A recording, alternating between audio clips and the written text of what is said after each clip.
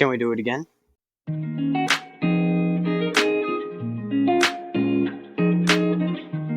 What's up, everybody? Well, let's go again, baby. It is a new year and the schedule has released, and so you knew we had to try to replicate the success of last year. I mean, we got 15,000 views on it, by far the most in channel history. So we had to try to do it again. And this time, we're doing the same thing, basically. We got all the team records, the draft order predictions, the playoff predictions, and most importantly, the hot takes. So let's get right into it. Cleveland Browns 3-14. I'm sorry, but the Browns quarterback situation is really bad. And I would not be surprised at all to see the Browns get a top 5 pick. Moving on. Pittsburgh Steelers 9-8. I know a lot of people are down on the Steelers this offseason, and really I am too. I mean, they really only have two options this year. They're either going to get a top 5 pick because of how bad they are, or they are going to get another winning record. And my opinion, they're going to get another winning record. Cincinnati Bengals 12-5. I love what the Bengals did this offseason. I love how they improved their defense. I love how they've re-signed all their key players except for Trey Hendrickson, but we know his is coming eventually. And I just think this could be the year that Cincinnati starts to put it back together again. They've had a couple down years recently, but I think this is the year they start to put it back together. Baltimore Ravens 13-4. I know the Bengals are very much an improved team, but this is still the Ravens' division to lose. And I actually think they could get some very solid wins on their schedule, like against the Bills, Lions, and the Chiefs. Those are all winnable games for the Ravens. A 12-5, 13-4 record is very possible for this team. Indianapolis Colts 4-13. I just don't trust the Colts quarterback situation at all. I think that's the main reason why I have them as like a mediocre to like bottom 10 team. It's just I don't trust their quarterback situation. I don't trust Anthony Richardson, and I definitely don't trust Daniel Jones. So I think they're going to lose a lot of games that are definitely winnable. And I can't quite name a bunch of them, but there are a lot of games I think they're just going to slip away from them, so to speak. Jacksonville Jaguars, 4-13. This division is awful, and I don't think the Jaguars are any exception. Yes, they have Travis Hunter, who could be good, could be bad, depending on the rules and if the league allows him to play two positions. I'm assuming that he won't, and I'm thinking that this will be a rough rookie year for Travis Hunter. I think he'll get it going eventually, but at the same time, this is probably not his year quite yet. He'll have some good games, but this whole team is going to be a bit rocky, and I'm not sure about Liam Cohen yet. I love his little Duval thing though he's got going. That's at least funny. And I'm just not. I don't trust the Jacksonville Jaguars. Tennessee Titans 6-11.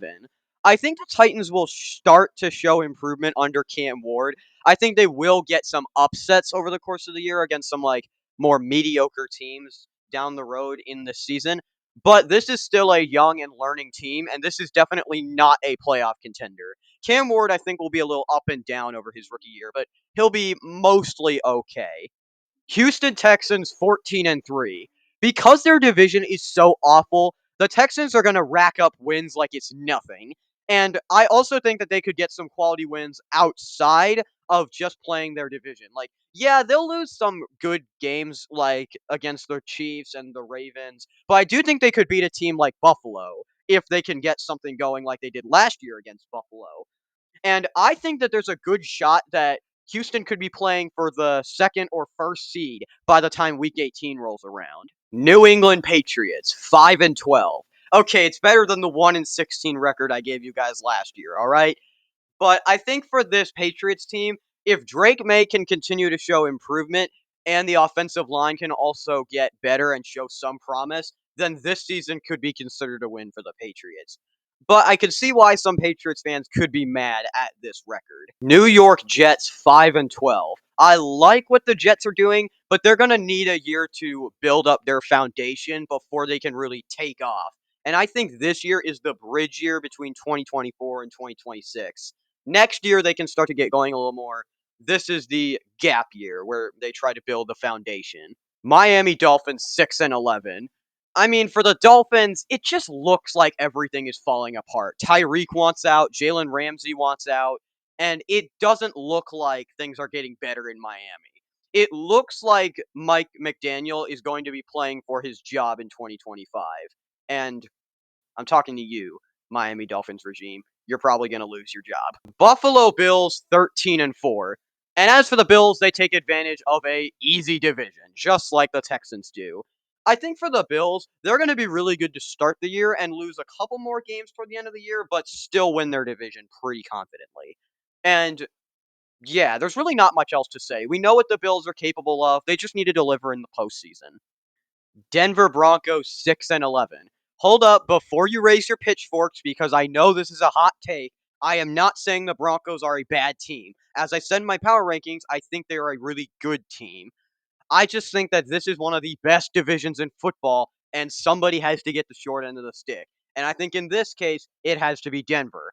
Denver has the least amount of weapons at their disposal. They don't really have a number one running back or tight end. I know they signed Evan Ingram, but I'm still not sure about him. And apart from Cortland Sutton, who they got? And I just don't trust that offense. They got a great defense, but in the regular season, offenses are king. And I don't know. I just think the Broncos are going to get the short end of the stick. Las Vegas Raiders 9 and 8. I think the Raiders are going to be a surprise good team this year. I think if Ashton Genty can have a big rookie year, and if Brock Bowers can repeat or build upon his rookie year, then this could be one of the most underrated teams in the NFL and one of the sneakier playoff teams, perhaps. Los Angeles Chargers, 9 and 8. This is another team that I was kind of uncertain about. Like, I think they're going to start the season off bad, and then teams are going to start to doubt them.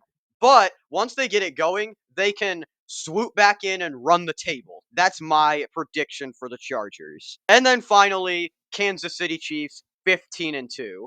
I don't see any reason why the Chiefs should regress in the regular season. They built up their offensive line, which was their one weakness last season, and now they're ready to go again. Why in the world should the Chiefs regress? It doesn't make that much sense to me. They'll repeat their division title for the 30th straight time, and they'll go ahead and repeat their record. Arizona Cardinals 4 and 13. Now I know a lot of people are hyped for the Cardinals because they had a good draft, a good offseason overall.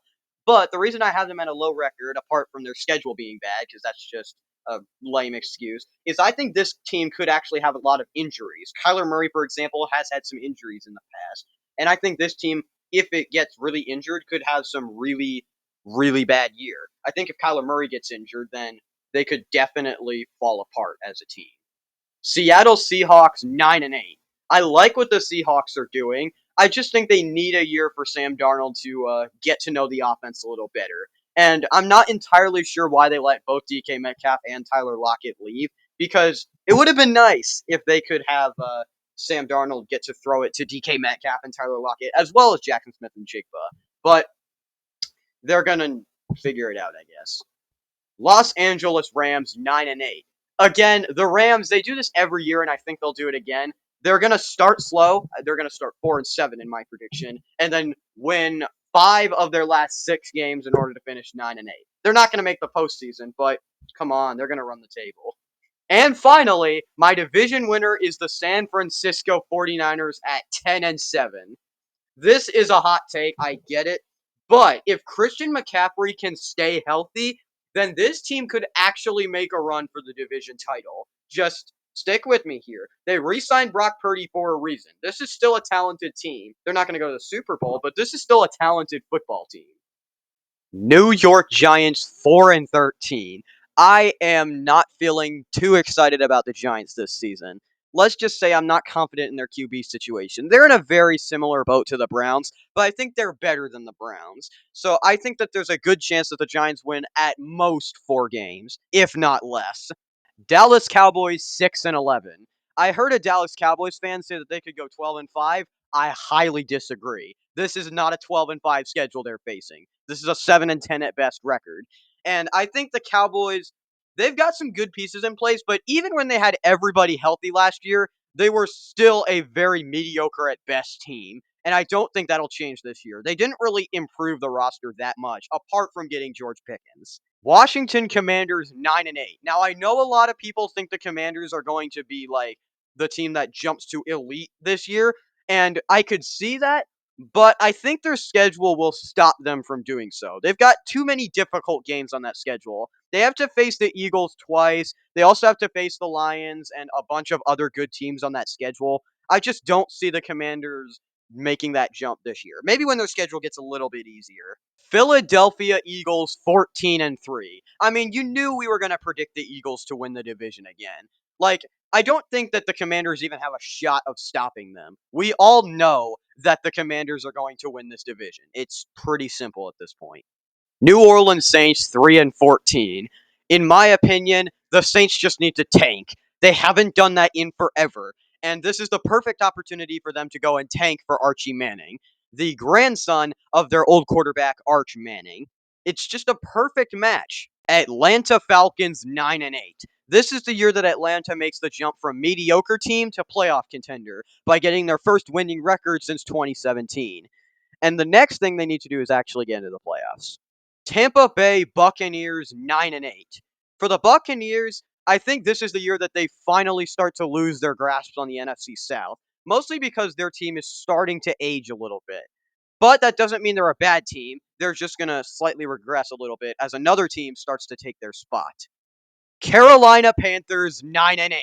This is my NFC South winner. It's a bit of a stunner, but I have faith that Bryce Young can make the leap in year 3 as he's been having a more natural progression, and as I said, I like that better. And I think that this could finally be the year that they jump, and they jump up to an actually legitimate playoff contender. Chicago Bears 7-10. I still don't trust the Chicago Bears. I don't necessarily trust that this is going to be a great first year with Ben Johnson. And the reports that are coming out about the Bears are not necessarily pleasing, to say the very least, as it didn't even seem like Caleb Williams even wanted to go to the Bears to begin with. And I'm just not sure that the Bears are really going to be good at all this year. Again, they play in one of, if not the hardest divisions in football in the NFC North. So, good luck, Bears. Green Bay Packers 10-7, the exact opposite record of the Chicago Bears.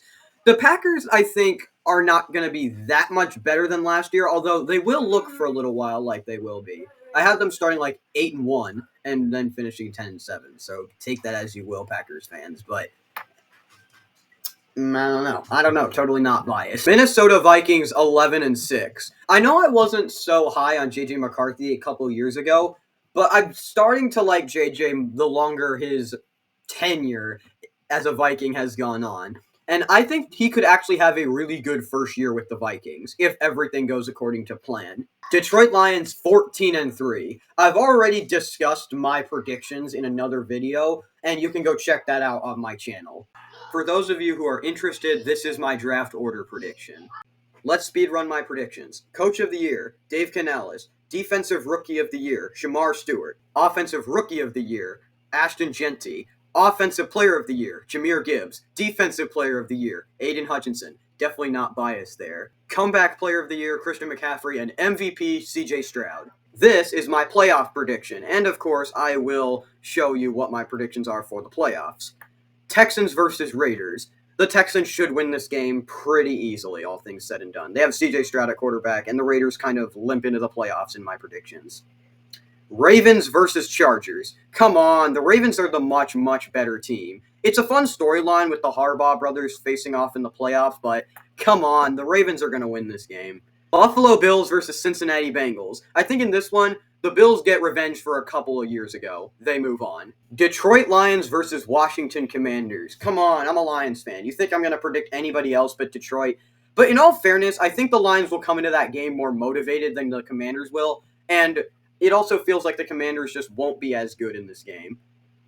San Francisco 49ers versus Green Bay Packers. I mean, obviously I'm going to pick the 49ers because I hate the Packers, but also, like, come on. They've also owned the Packers for like 2.5 decades in the postseason. Minnesota Vikings versus Carolina Panthers. The Vikings should get the win here. I know that the Panthers are kind of a feel-good story in this simulation, but at the end of the day, I feel like the Vikings should get the win. Divisional round. Vikings versus Eagles.